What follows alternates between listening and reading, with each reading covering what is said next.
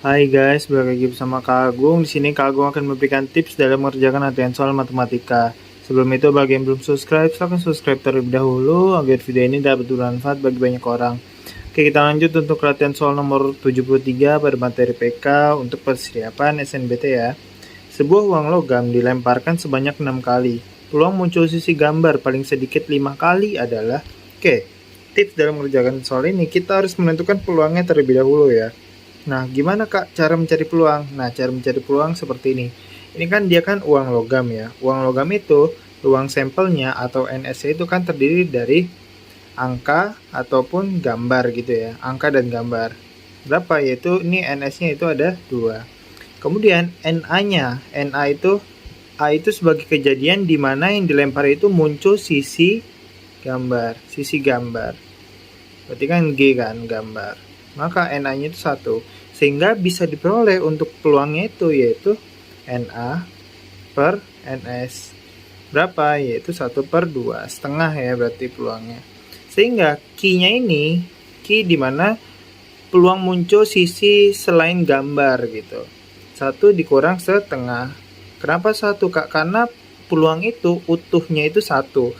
Nah 1 dikurang setengahnya ini dari P ya. Setengah itu dari P. Maka diperoleh setengah. Oke. Kemudian yang diketahui di soal adalah dia dilempar sebanyak 6 kali. Berarti N-nya yaitu 6 kali. Nah, yang ditanya itu paling sedikit ketika dia itu 5 kali ya. Ketika R-nya itu dia paling sedikit 5 kali gitu.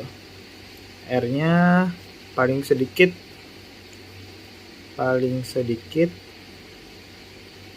5 kali.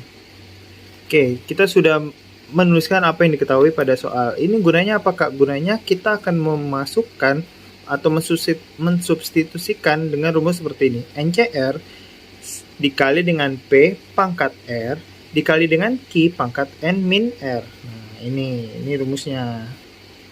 Nah, kan yang ditanyakan paling sedikit 5. Paling sedikit 5 kali.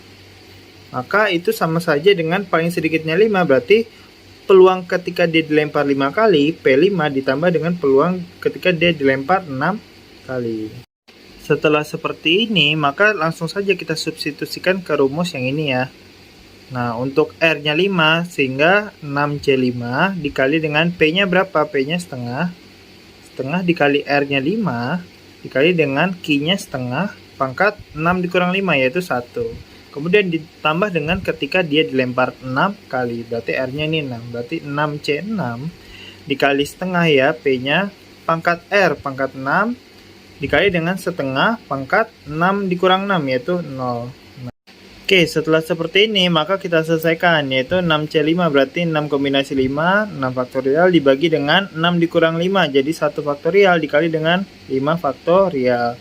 Nah, setengah pangkat 5 yaitu 1/2 pangkat 5 yaitu 32 ya dikali dengan setengah. Oke, kemudian ini 6C6. 6C6 itu berarti 1 ya.